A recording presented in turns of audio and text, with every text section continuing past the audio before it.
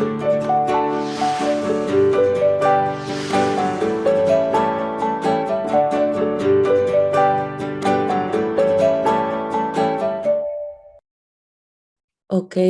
good morning, everybody. Welcome to the webinar Refugees on Board, providing support and accompaniment to refugee students at university. Today, we want to share experiences at European universities facing the conflict in Ukraine.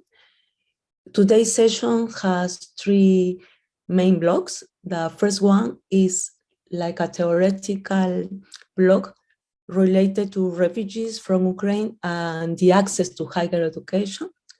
And then we have two roundtables. The first one is about experiences of administrative staff in onboarding and support of Ukrainian students in our university. And the second one, the second roundtable is integrated by a student, refugee student from Ukraine. They will share with us their experiences in onboarding and support from their point of view, like a student. So this webinar is organized in the framework of IncluStem project. Our first session is in charge of Maria Zavala. Maria Zavala, she is graduate in law from the University Pontificia de Comillas. She was a member of the Social Action Department of the NGO Rescate, and currently she is a member of the Protection Unit of the High Commissioner of Refugees of United Nations delegation in Spain, and head of the area of durable solutions. Maria, thank you for your participation. So Susanna, please, the first slide, second slide, please. First, some basic data on refugees from Ukraine. As after 1 year of war, you probably have heard in the last days these numbers frequently. There are more than 8 million individual refugees from Ukraine recorded across Europe since 31st, this is the data from 31st January. More than 4 million refugees have been registered in the EU for temporary protection or under similar national protection schemes in Europe. You know that the temporary protection has been set up sorry, yeah, thank you, Susanna. It looks like it has its own life, the presentation.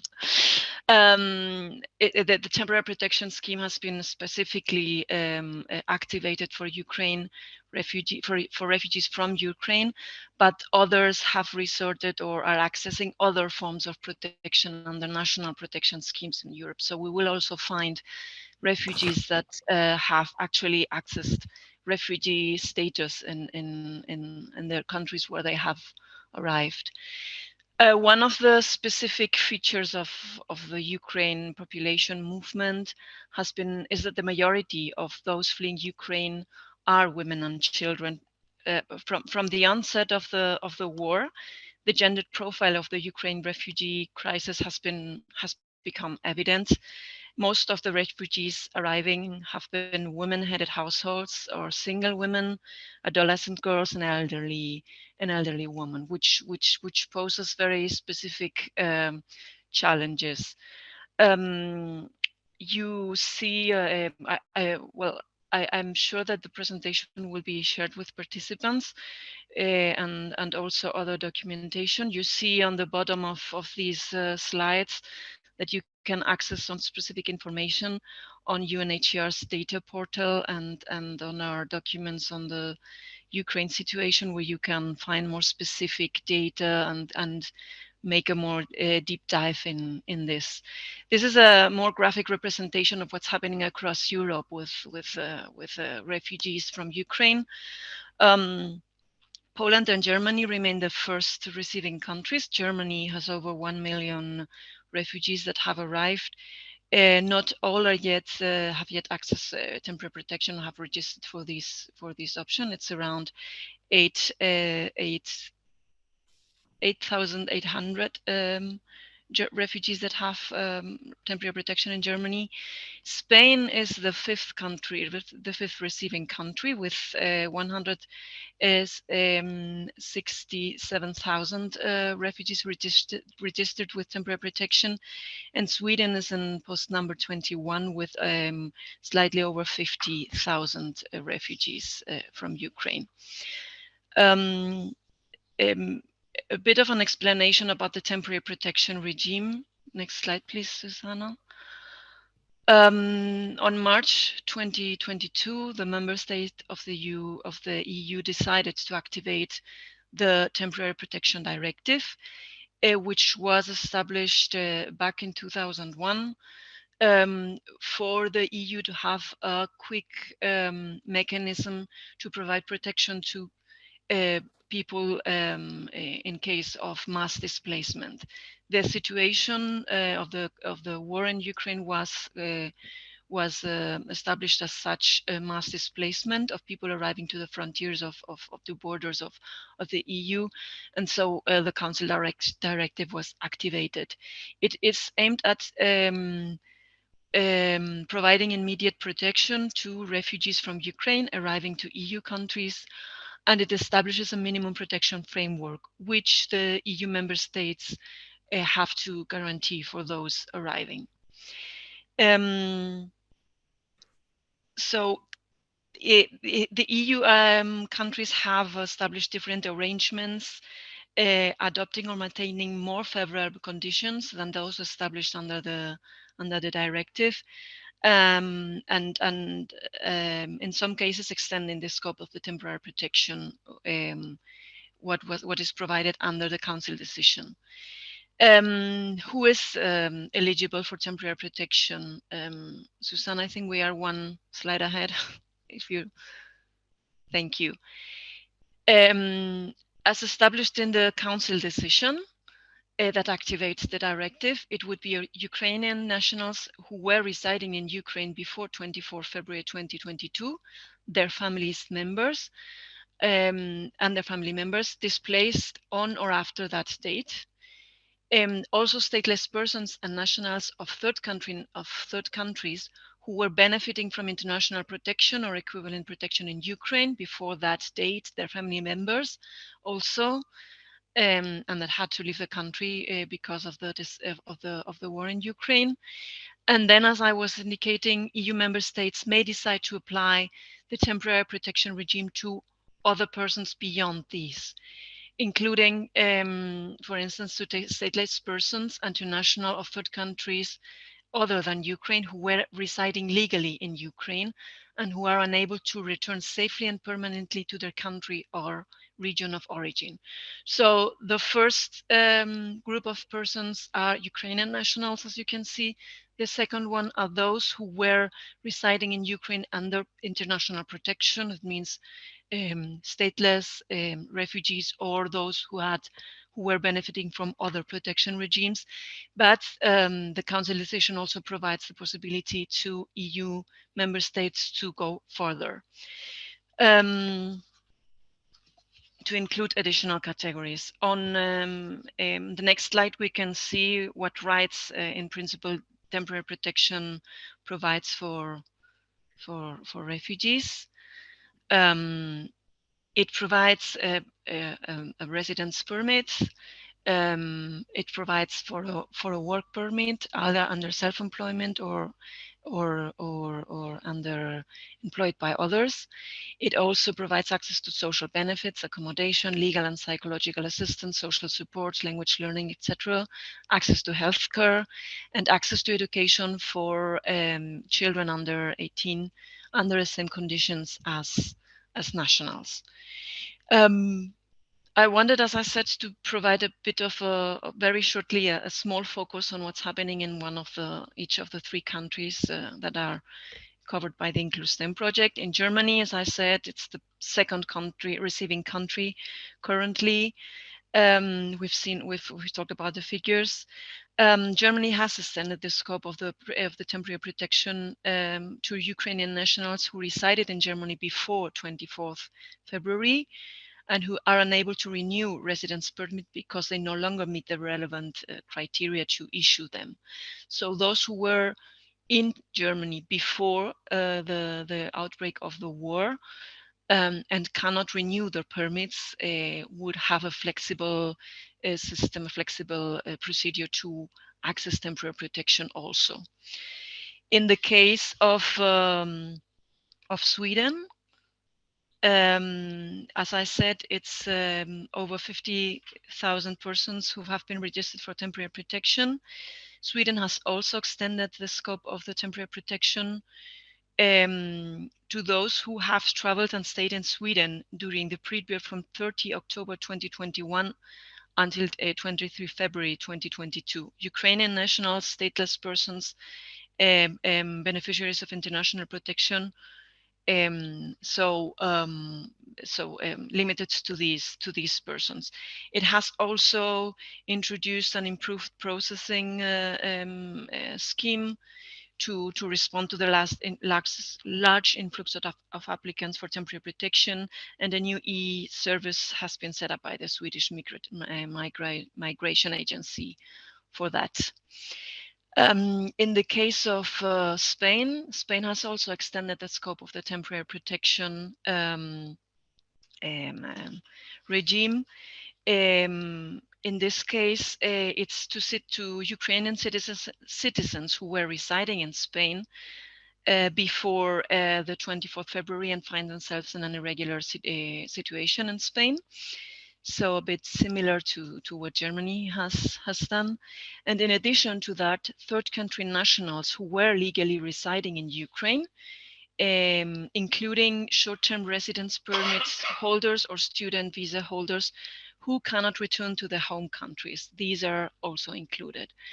Their mechanism to access protection in Spain for these categories, what we call third country nationals that were legally residing, it is a bit of a challenge, but we are on UNHCR following very closely on how this is implemented by authorities, because the Spain has established also a special procedure who provides protection very automatically. But in the case of these third country nationals, with this issue of their possibility or not to return to their home countries, it's not included in this mechanism. That was not pre-established, so that is a bit of a challenge. But on the positive side, we can say that Spain has also be more generous for what the council decision says. In addition, also the Spanish government has established 4 specific reception, attention, and referral centers to receive those asking for temporary protection in Spain. They have been, it's a very good practice, and because it has allowed for registering and providing protection to those arriving in a very quick manner. In the majority of cases, within 72 hours, people can access their final decision on having been granted temporary protection in Spain. And the centers also have possibility to access employment services, counseling, and to be channeled to reception, to accommodation in the case needed. So that a bit on an overview of what's happening on temporary protection across Europe. I would like also to provide a small overview of what is happening around access to higher education. An important figure that I wanted to share, and you can find that also on the UNHCR data portal, and if you look for the protection assessments and the protection and the intention surveys that we have from UNHCR done since last year's spring at different moments and in different countries, we find that over 70% of those refugees that have arrived to Europe have completed higher education or university studies, and that that when it comes to the younger refugees, there is a high expectation of access and higher education, which surely you have seen in all of your countries. So can we go a slide back, Susanna, please? Thank you. So considering that temporary protection beneficiaries obtain a residence permit very quickly, and that they are in a position to apply for higher education if they meet the entry requirements also relatively quickly. As I said, there is a high expectation of accessing higher education, of resuming studies for those who have interrupted them, and there is also a high number of university staff or researchers that are applying to have the possibility to continue linked to universities across Europe. So most, in the next slide, we can see that most European countries have responded to the arrival of refugees from Ukraine by introducing specific measures to support the integration of refugees in higher education, and also strengthening already existing measures. This you may already know this report from the European Commission on supporting refugee learners from Ukraine in higher education in Europe. This report does investigate into what higher education authorities across Europe have done so far to assist higher education institutions in welcoming students, researchers, and staff from Ukraine universities. Also, what these institutions have developed themselves in integrating and supporting these persons arriving. The findings of this study show that many countries have reacted rapidly to provide policy support to higher education institutions to address the needs of refugees. And in most cases, these measures do build on pre-existing policy. So measures and policies range from specific study places for Ukrainian refugees, specific financial support, language training and language support opportunities, welcome or introductory courses, online courses or programs, guidance, psychological counseling, which you already know is very important, training for staff at universities, and also support to student organizations to establish mentoring or other schemes to support and accompany refugee learners along their integration path. On the next slide, we can just I wanted just to tackle on some specific measures in the 3 IncluStem countries.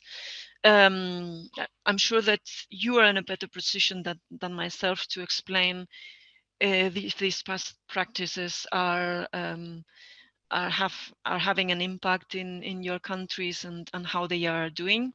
Just to mention, in the case of Sweden, the exemption on tuition fees in some universities, and the use of the qualification assessment tool to compare foreign qualifications with Swedish ones, which is a good practice we from UNHCR have been highlighting.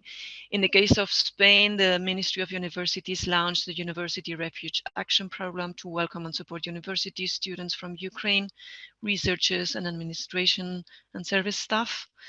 It's being slowly implemented, and under this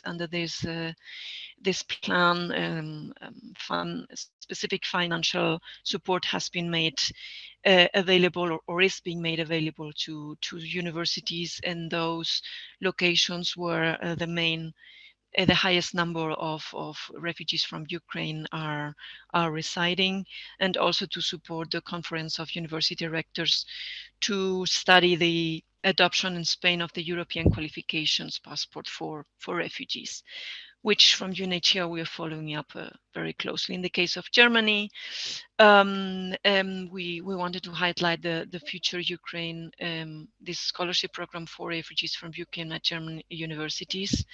That's, as I was saying, you're surely in a better position to assess. I wanted also to highlight the European the EU recommendation on the next slide, please, Susanna.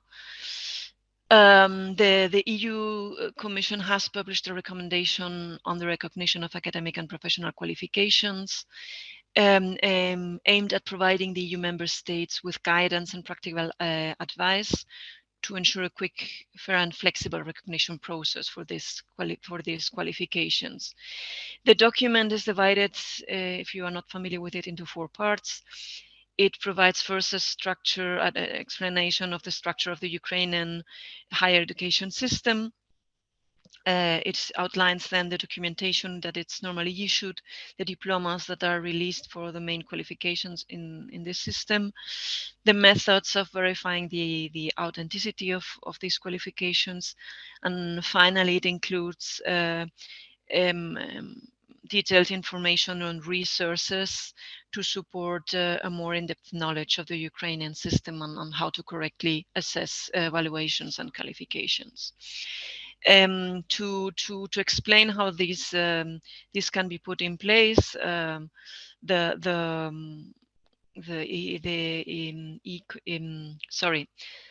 European Commission also undertook an online training for the fast recognition of Ukrainian academic qualifications. Maybe you are familiar with that also.